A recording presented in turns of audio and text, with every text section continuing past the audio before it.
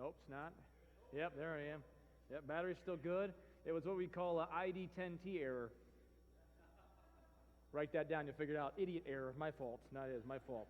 We're going to continue with our question answer, and so I've asked Pastor Ouellette to come back, and then Pastor Mark Monty.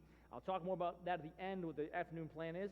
But if you gentlemen mind come back up here, we have some more questions submitted, and then we'll do a couple different things. I'll leave a little bit of time because I did ask Pastor Ouellette also if he had a chance to share a couple things on his heart. I had the privilege of working with him for 17 years and being in the office and just hearing him philosophize. And sometimes he goes, "Oh, I'm talking too much." All right, and I never thought that. I loved hearing him talk and hearing your wisdom, Pastor. And so I asked him if he had some thoughts for us as men this morning, afternoon as well. And so, but a couple questions that were submitted that we did not get to earlier. And as a pastor rearing children at home, how can I best balance my time to meet their needs and that of the ministry? I don't want to neglect my kids. Now, I tied that question into another question earlier, but the gentleman came and said, you missed my question. That's now to ask. He resubmitted it. All right, and it says, "Hey, idiot moderator." No, it does not say that. So, but as a pastor rearing children at home, how do you balance their needs and that of the ministry to not neglect the kids and not neglect the ministry? You want to answer first? Okay. Well, first of all, let me say that I've not always been very good at that, okay, especially I've been pastoring Faith Baptist Church in Avon now for 21 years, and the church had some real challenges when I first came, and so the church dominated a lot of my time. We were at that time completely in survival mode in a lot of ways as a congregation, and they had been through a lot of problems, and so early on it took a lot of my time, but one thing that I found was this: you have to draw lines in regard to personal time. And my question a little bit ago was the question about what do you do about your cell phone and texting, and it interrupts everything you planned for the day. And part of what I do now is simply don't respond to anything that is not an emergency if I'm having time with my family or if I'm having time with my wife. And what is an emergency? Here's an emergency. Emergency means someone is dying imminently and soon, okay? Soon means within an hour or two. It does not mean they're on hospice care and have been on hospice care for 6 months. Come visit them. It means it's very imminent. I've done many a visit where someone thought it was going to happen soon. One guy, over a year ago, I was summoned to the bedside and told he was going to die within moments, and 2 weeks ago he was in church on Sunday, and this guy just will not die, okay, because frankly he's a very kind of a mean person, okay, and the mean tend to live longer, and so he won't die. But then the second thing is this: if there's any suggestion on the part of someone that they're suicidal, okay, those two things, either death or threatened suicide, those would interrupt. But other than that, I try to schedule things as best as I can within hours and within office time. Another thing I would say is this: people want counseling because their life is falling apart, but they won't do it during times where it inconveniences them. And this gentleman is a problem. And so I've trained our people that I do counseling after the Wednesday night service. I'll do counseling anytime during the regular business hours during the day. But I'm not going to set up an ongoing marriage counseling appointment for Thursday night because that's my family time. So those are a couple things that I do. Pastor, how about you? Because you obviously had a pretty hefty travel schedule. And yes, your kids sure love you a lot. And I agree with Dr. Amani that people are very rude in the way they schedule their deaths. Yeah. It's always inconvenient, always inconvenient. That's why I wasn't here last night. It's inconvenient. I had a funeral. I did travel a lot. Our children came a little later in our marriage. Carissa was born when we'd been married 10 years, and Katie when we'd been married 15. So I was gone just about every Monday and Tuesday, much of their growing up years. So a few things we did. Number one, we did not make a distinction between family time and God. Some people think family time is sitting around watching some movie while watching their own phones, and that's their family night.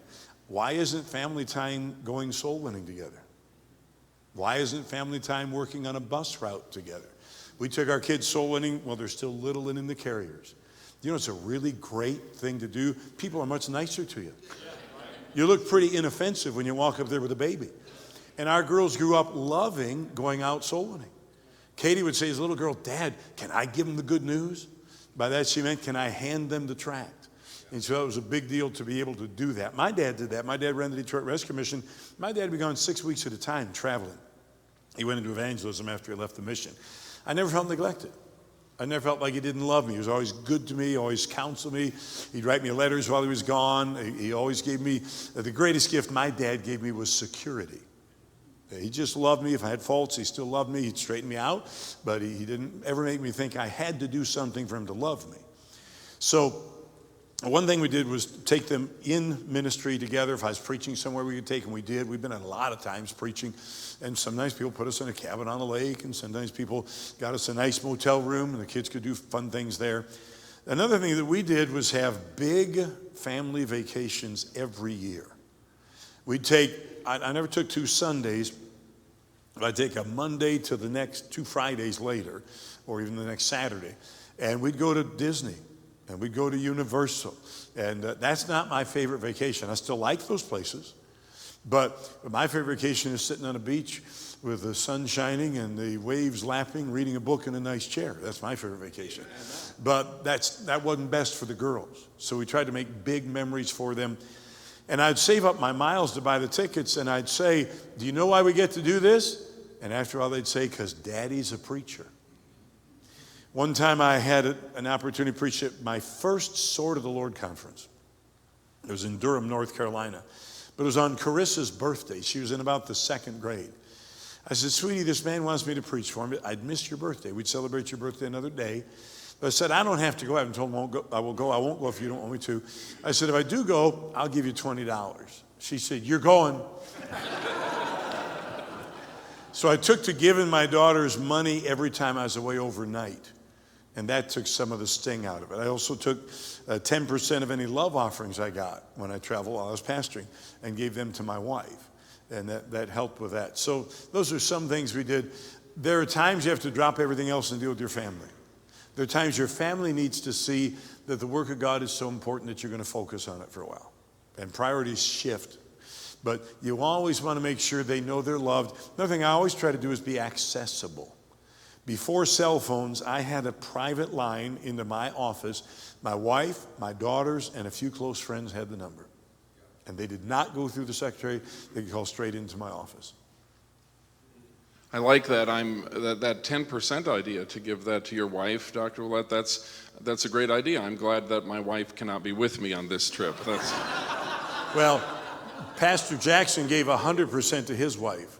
And of course, his wife's my wife's sister. And when my wife suggested that he was doing that, she said, what do you think about it? I said, I think that's really nice of Doug. Should a pastor move to another church after handing over a church to a new pastor? This wasn't my question either. I guess you'll have to answer that one.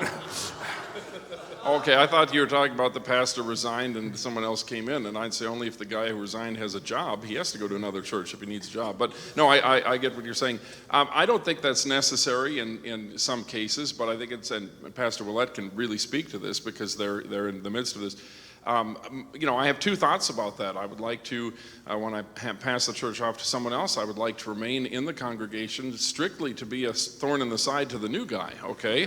And there's the evil side, but in reality, I think that it's fine as long as the former pastor, handles that well. And so, Dr. Ouellette, why don't you explain how to handle that well? You have to have the right relationship. If we had a very gradual transition. It took 4 years almost from the time I spoke to Brother Howell until the time I left. So people had plenty of time to get used to it. Brother Howell's like a son to me, and I'm like a great-grandfather to him. And I understand that. And I love him. I did everything I could think of to make it good for him. Everything. We were out of debt. We had money in the bank, more money than we'd ever had. One of the things I did was deliberately left some things undone so he could come in and be the hero. I don't like details. I don't like meetings. We hadn't had a Sunday school meeting, teachers meeting in probably 5 or 6 years when I left. And so Brother Howell, I told him, I said, you can do that, organize that, people will love it, they'll be happy. But he's very kind and very wise, and somebody said, good, now we have a Sunday school teachers meeting? He said, no, not for a while. He wasn't going to come right in and say, okay, now we're going to fix this. I don't know if he's had one yet, but he said he wouldn't have one until fall sometime. So it depends. I'm really happy. I love this church. And I love the people here. And I spent 44 years as the pastor, and I saw God do amazing things. And I don't have any sense that if Brother Howell succeeds, that means he is somehow a success and I'm a failure. If he doesn't succeed, I'm probably a failure. If the Lord used me to build the right kind of people and the right kind of foundation, he should be able to go forward. And by the way, you're doing a fabulous job. Offerings in July were $1,000 a week above budget. That never happened when I was the pastor. A lot of new people in the church. Some of them were at the lunch today. And a lot of people that are being reached, doing a lot of wonderful things. And so if you do it right, it ought to go forward. There may be a little lull there wasn't here, but I'm really glad I get to stay. But it depends on your situation. But if you're going to stay, you only support your pastor and you don't say anything about anything you disagree with. Pastor Howell said to me, if you ever see me doing anything you don't think I should do, please tell me. And I said, I probably won't. You'll have to ask me. And I said, unless it's really, really bad, I'm not going to say anything. Now, I'll let him know about things that are going on that somebody told me. And somebody says this to me, I'll say, well, I'll mention it to Pastor. I'll give him information. When I was pastoring, I said, I don't want to be omnipotent, but I want to be omniscient. I want to know everything. So, but I didn't tell him what to do. You may want to know this. Here's what happened. And he would decide what to do about it. I think if it's the right relationship, you ought to be able to stay. But realize you're not the pastor. You're just a member. I have no more right than any other member.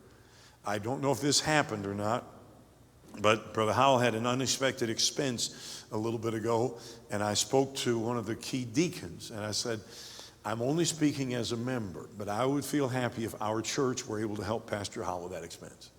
And I texted him, and he texted me back a thumbs up. Whether he did anything, I don't know. I have that right as a member to make a suggestion, but I don't have any right to tell anybody what to do. I do appreciate that. The new Porsche drives excellent. Good. Just not that I have any sense to weigh in or anything, but I love having Pastor Ouellette around. I'm fighting to get him here more. And I was not the guy who needed to cannibalize my predecessor's memory to build anything. I love him here, and I did tell him, though, I would not let him cannibalize his ministry because he would do that to push me up, and I love having him around. He didn't tell you the rest of that conversation, though, about him telling me if I was doing something wrong unless I would ask him. He did tell that part. And I did. I think I said, Pastor, that day, I believe I am. He did say that. Because I value his wisdom. One last question, and we have to move on. Can you describe a relationship between the pastor and assistant pastors, specifically though, how it works if the senior pastor is younger than an assistant pastor?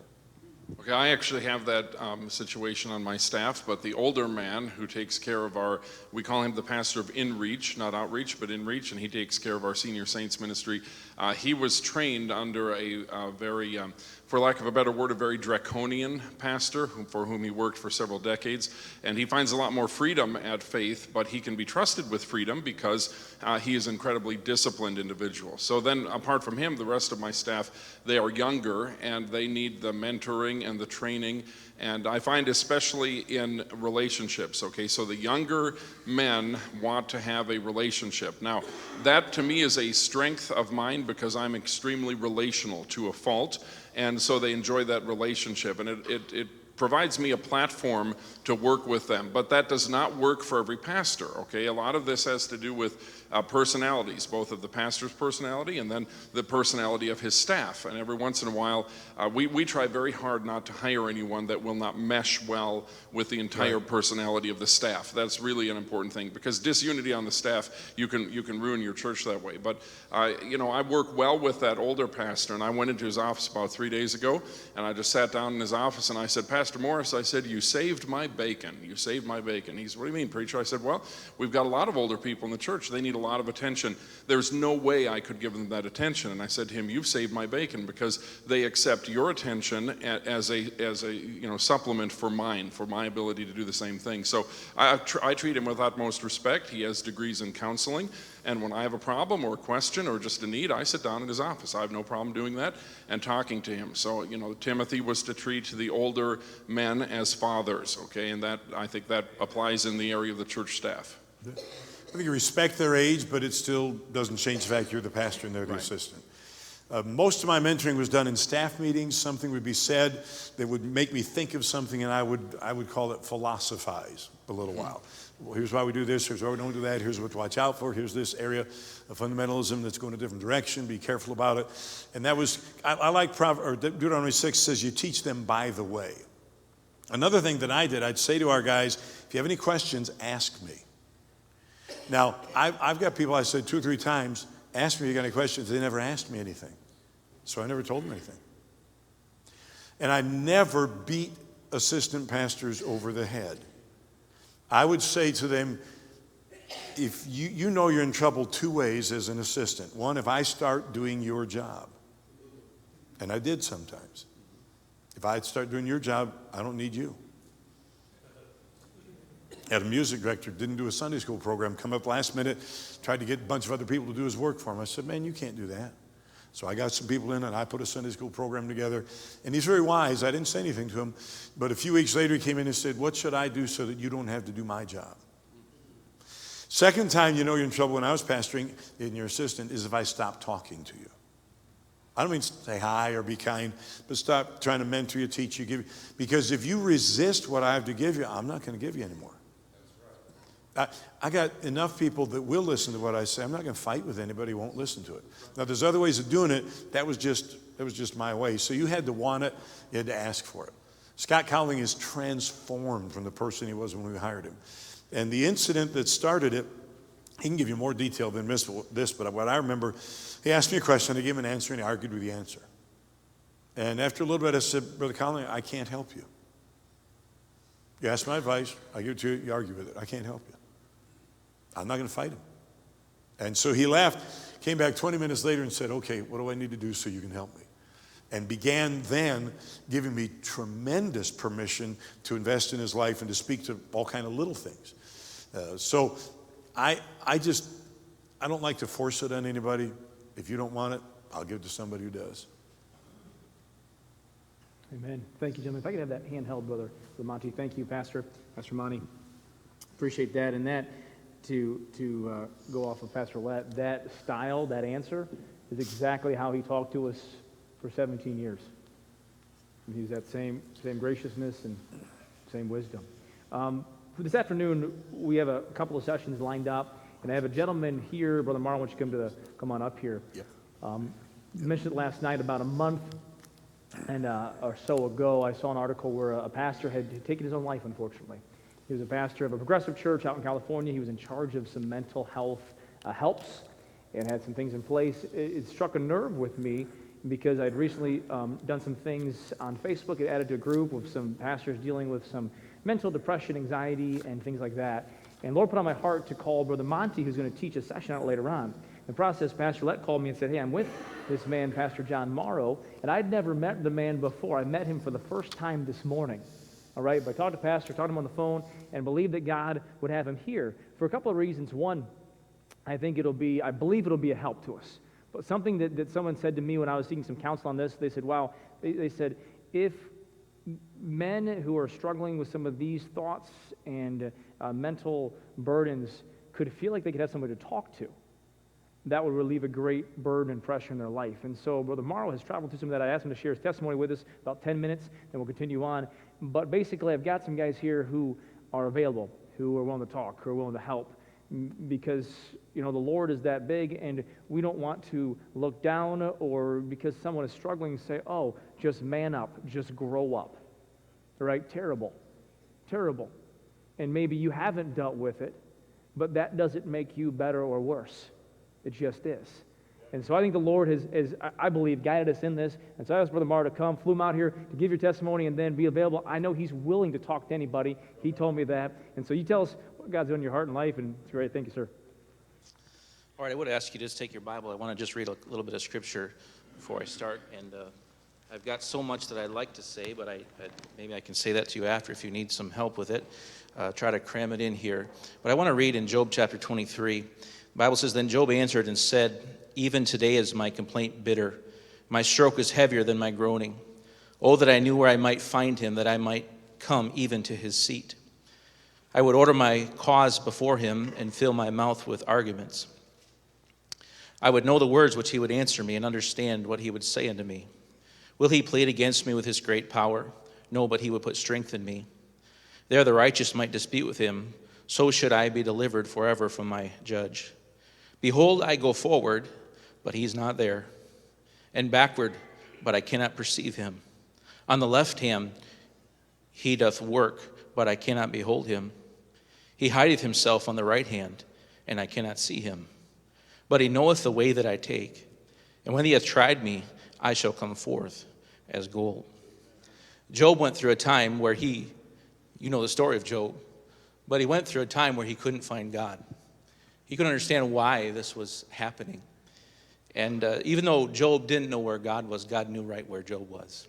And in due time, God took care of it. I'm going to pray just for a minute. Father, I thank you for today. I thank you for this opportunity. And Lord, I pray that as I have prayed, Lord, that you would help somebody. Lord, maybe if it's not today, but maybe in the future, there's somebody that's going to need some of this. And I just pray that you bless and help me in Jesus' name.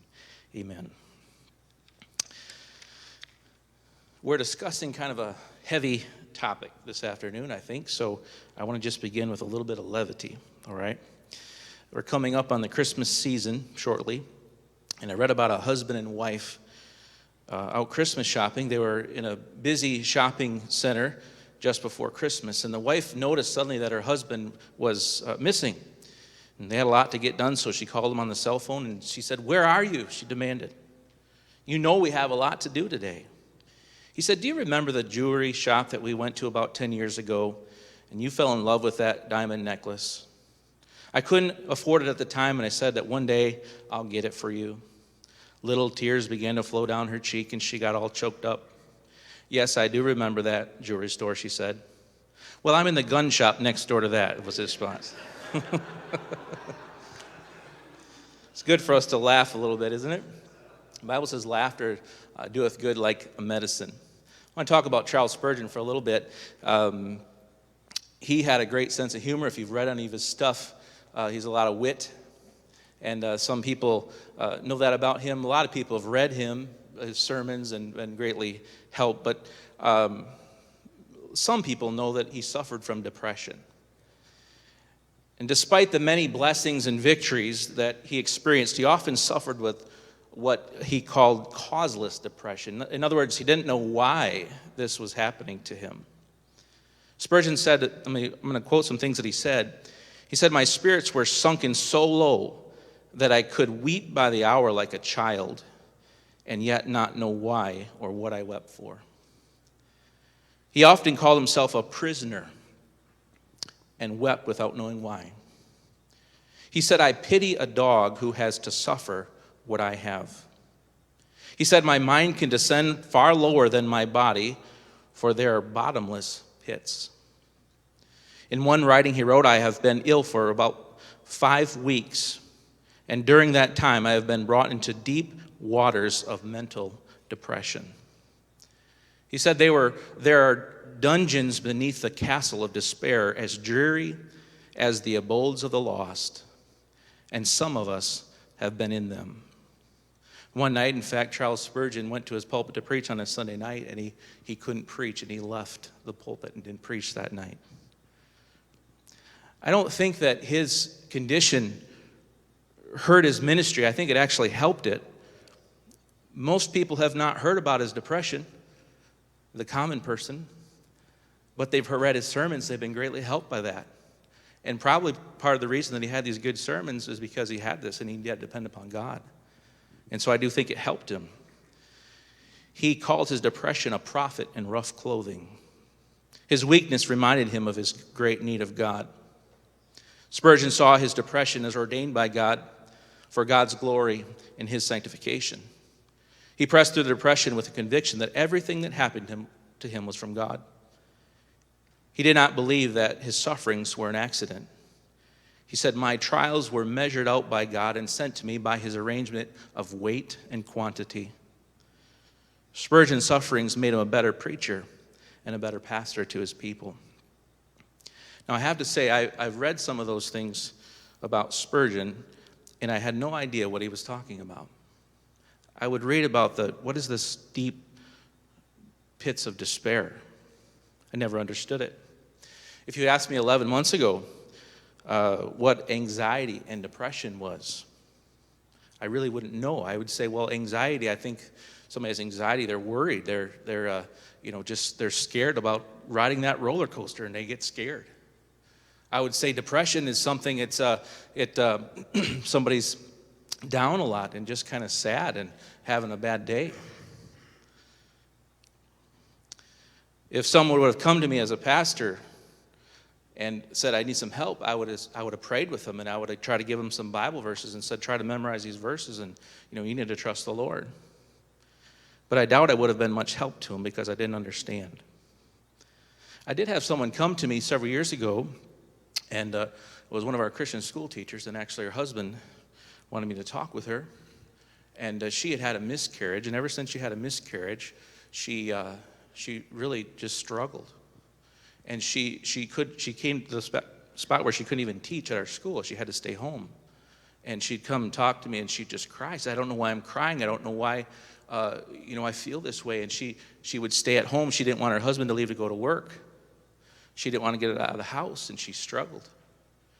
I found out later that she would come into her classroom, and she'd give the kids an assignment, and then she'd lay down behind her desk and just cry and tremble. I prayed with her, but I didn't understand. Now I do. I couldn't do much to help her then, but now I think I can. And I'm going to try, Brother Howell, you wave at me if I go over, okay? Just kind of tell what happened to me. I'll try to go quick here. How much time do I got? 5 minutes? Okay. On the first Saturday of January this year, I woke up sick, and 4 o'clock in the morning, and had body ache and fever stuff, and my daughter had been sick, so I thought, well, I just got what she got. The only difference was that my chest hurt really tight. My chest was tight and my back hurt. And so I just wasn't able to preach that Sunday. It got worse. The next week, the body ache went away, but my chest was still tight in my back. So I went to the doctor, and on the weekend, the doctor said, well, you need to go see a regular doctor on Monday. Make a long story short, went to the doctor, explained my symptoms, and she said, we're going to do a chest x-ray, and we're going to do EKG. Went and had those tests done, came back in. She came in and said, the chest x-ray looks good, but the EKG says you've had a heart attack at some point in your life. I'm 40 years old. I was shocked. I said, really, what does that feel like? All I know is this, my chest has been tight for a couple weeks. She said, well, sometimes you don't feel it, sometimes that you do. So, make a long story short, she sent me for tests. They checked my blood. They checked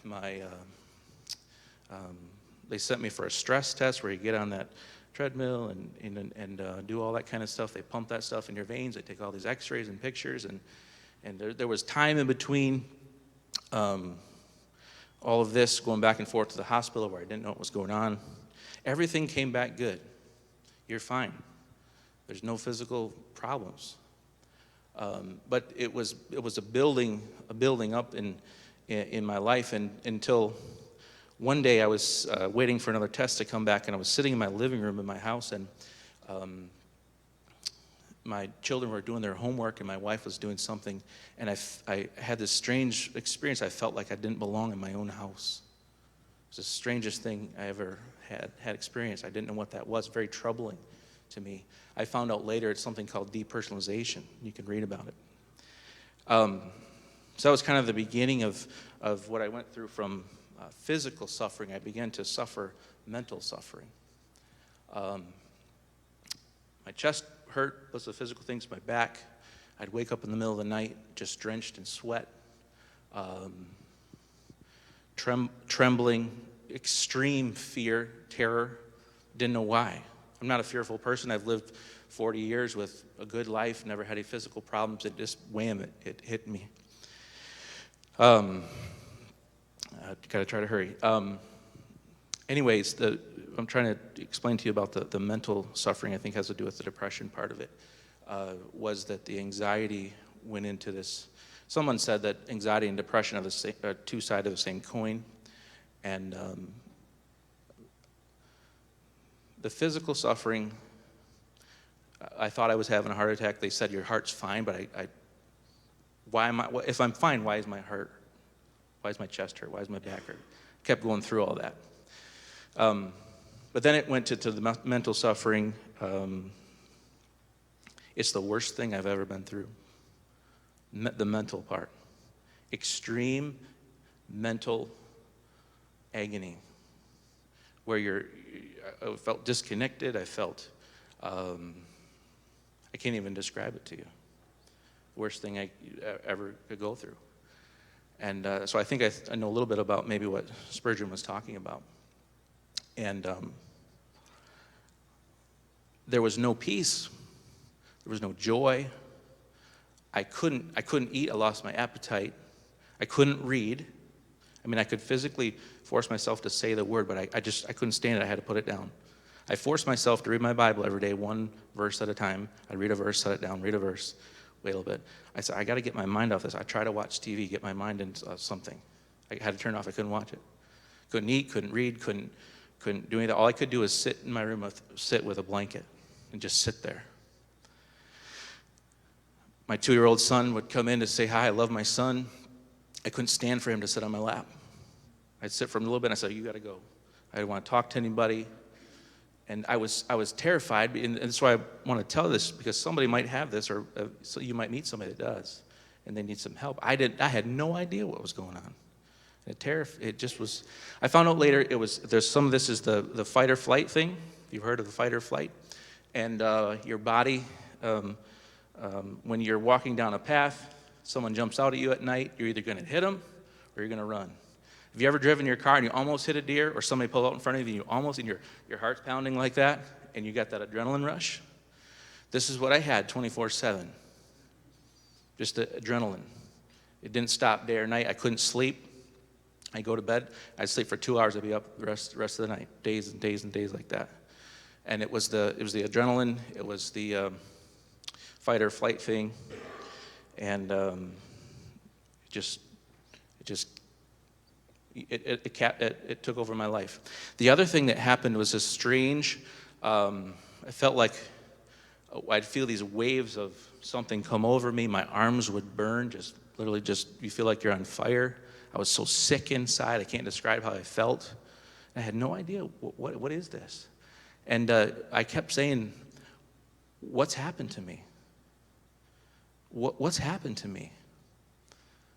What's happened to me?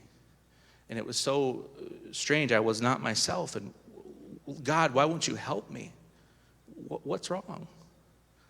And I couldn't get any relief. And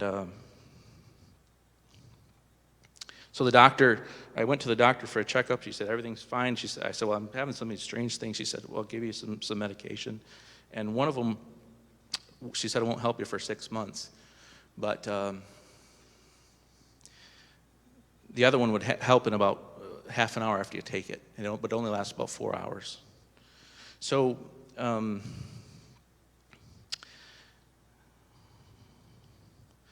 took the medicine.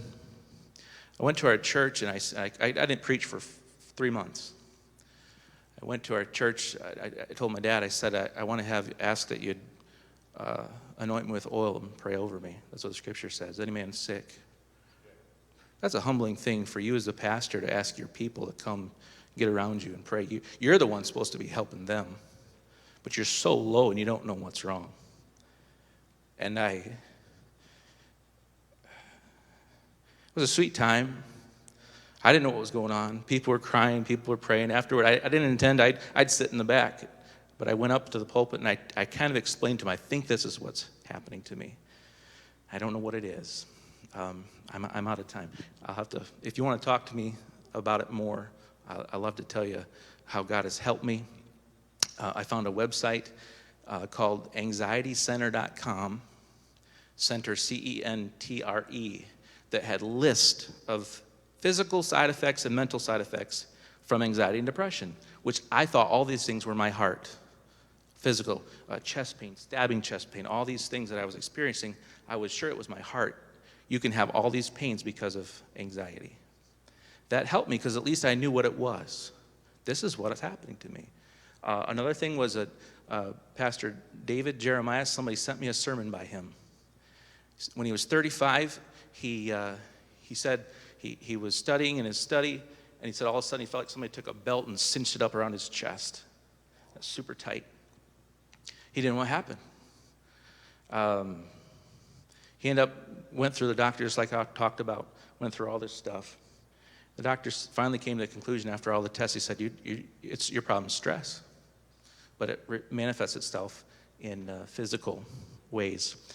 And anyway, he needed to sleep, he needed to exercise, and he needed to eat better, and he came out of it. But I went to the hospital emergency room, all this kind of stuff I could tell you about later. God has helped me, and those are things I could say. I know my time is gone. So, all right, thank you, brother. No, thank you, Brother Morrow. I heard some of that testimony this morning. I appreciate that so much, what God did in that. And, of course, he could go a while. This could be a whole conference on that. All right? And time does not permit that. But I think the Lord had me do these things. I claim it of the Lord, and so if it can be help to somebody, I want it to be. All right? And we got some men here who are willing to talk and work through some of that stuff. I'm grateful for it. We're going to dismiss now. There's 3 sessions right now. Once we dismiss, we'll start in about 5 minutes. We have one in here, Pastor Ouellette. Our invitation's still needed.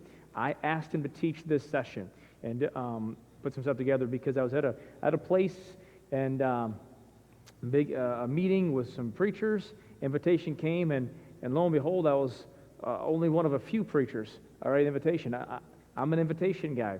But I wasn't really raised that way. I was at a church that had invitations, and then when our pastor passed, and I was 12, those things kind of changed. I went to a college that invitations were not a big thing, and I remember partly when I came here at First Baptist Church, my first camp, I'm told I preached a great message and then bombed the invitation. And Pastor Ouellette, you, and I think it was Brother Scott said, we got to save this thing. And in invitations, we would not think it's successful if we ran a camp for teenagers. And all week long, not one single teenager came forward. We would not say, well, praise God, they're making good decisions in their seats. Well, isn't God working? All the teens, they're just really, we'd say, what's going on here? Our invitation still needed. Pastor Ouellette in here, that'd be great. Pastor Danny Goldemez, our school principal, doing a great job, been on staff here for around 10 years, now leading the school, leading his staff for the first time. That's in the chapel. And then Pastor Scott Cowling in room 112, that is out those doors, and then right around the corner to the left, counseling PTSD.